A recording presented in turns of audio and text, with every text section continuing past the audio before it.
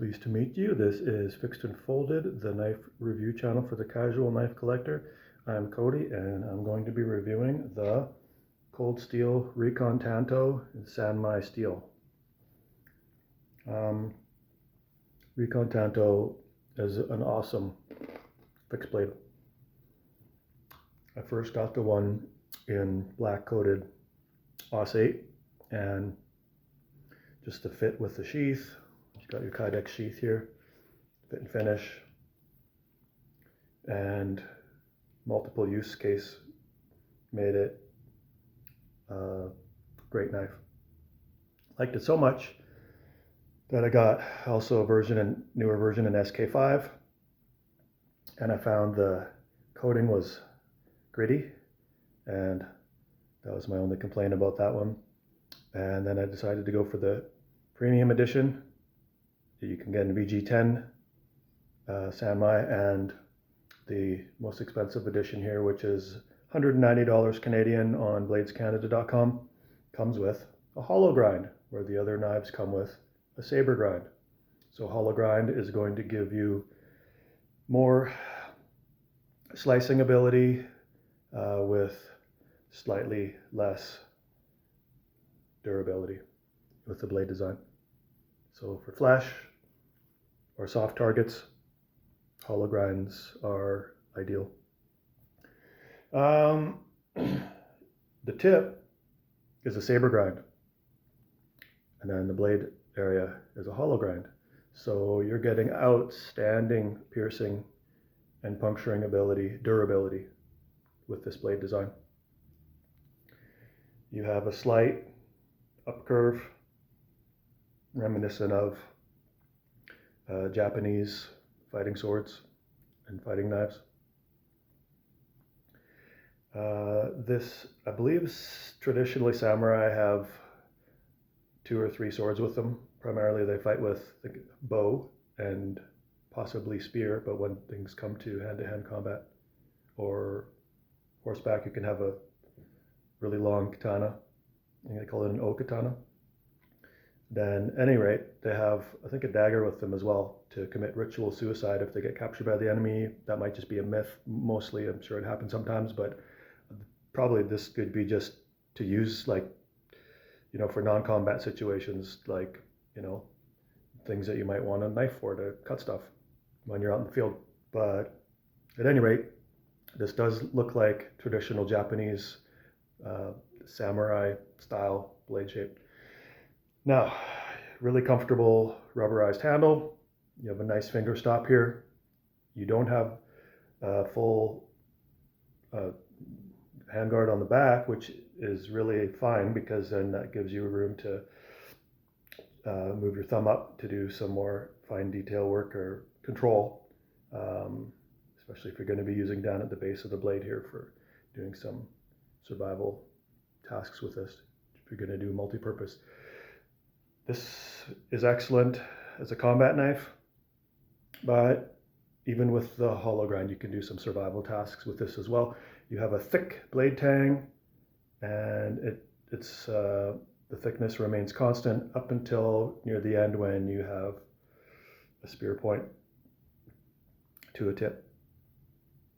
So you can do batoning with this. It's not going to be as ideal for batoning with a hollow grind. It's going to be better with a saber grind, but this is just focused more towards combat over the other versions of the Recon Tanto with the saber grind, which is going to be also good at working with wood. This will still be able to do batoning in a pinch.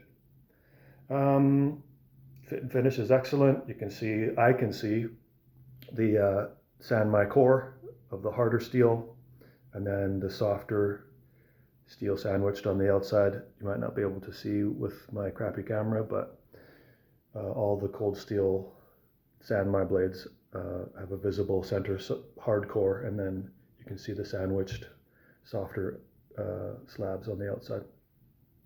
And you can also see near the bottom there is the line delineating where the harder core pokes out, and then the softer slabs reinforce the sides to make it less prone to chipping, or when it does, if the harder portion does chip, that it won't actually crack the blade. It'll only chip up to the line where it, about here, and then you still have this rest of the blade to stabilize the blade so it doesn't just crack and chip, fall apart. Weight in hand is excellent. All the Recon Tantos feel great, feel lively and controllable in the hand. Weight is medium to light. I'd say between light and medium. It's lighter than you would think, considering how thick the blade is here, but because there's so much material removed with the hollow grind, feels really light, and it doesn't feel much heavier with the saber grind versions. Beautiful, shiny finishes on all the Sanmai blades that Cold Steel makes.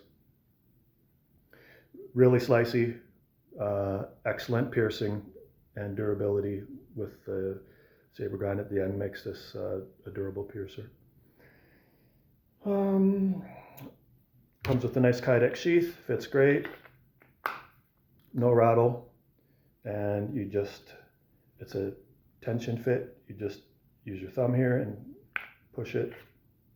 It's excellently implemented. You have another little handle strap if you want to mount it upside down on a boat or something. You've got your belt loop, and I love Cold Steel's Kydex sheaths. They've all been really well implemented. You've got your brass lanyard hole there. I'll do a size comparison. You've got a full-size Cold Steel leather neck. Also, this one has a hollow grind. And they are the same length. You got a little more length just because of the pommel here, but the dimensions otherwise are identical. This one might be mild, just subtly a finer piercing edge, but you might lose a little bit of durability. This is a D2 coated D2 steel, so it's not apples to apples because the blade steels are different. But both of these, if you're looking for a combat knife / survival knife in a pinch, these are both going to be pretty much even for performance. This one has to be coated because it's D2. D2 is just a semi-stainless, so you want to always, once it gets wet, dry it off. But because of the coating, it's going to be much more resistant to rusting. Whereas this is a stainless steel, so this is 4 out of 10 toughness, 4.5 out of 10 edge retention, and 7.5 out of 10 stainlessness, according to the inventor of MagnaCut, Laren Thomas, the metallurgist. So all around, this is a good all-around stainless steel. I would call this a mid-level steel.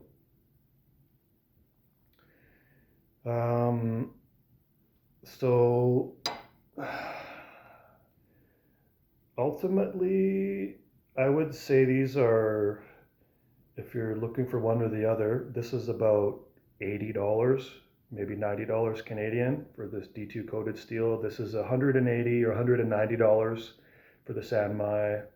If you're looking for the best value, this is the best value, but this has I love the way both of these look.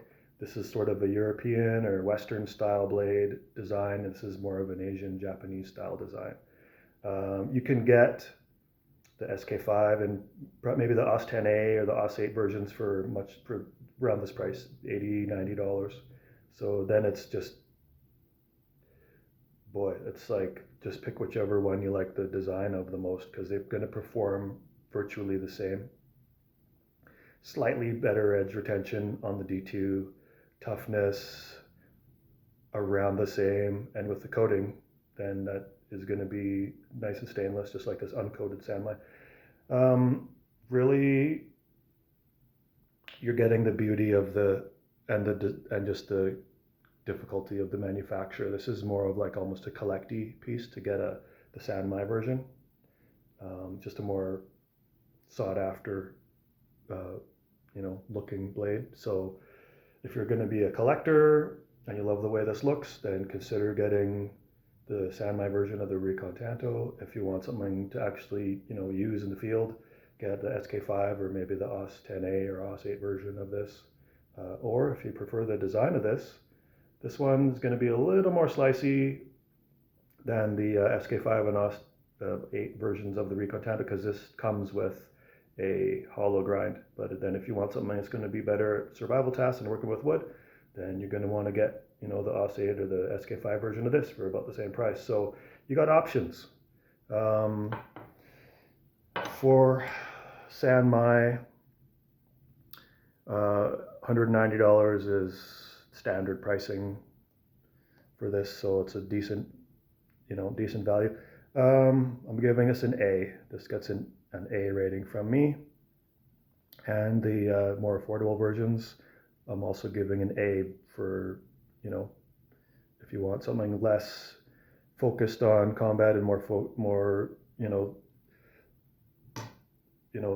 maybe a little less focused on combat and a little more all around, survivally focused, then those other ones I'm also giving an A. So Cold Steel Recon Tanto. That concludes my review. Hope you all have a great day, and I'll talk to you soon.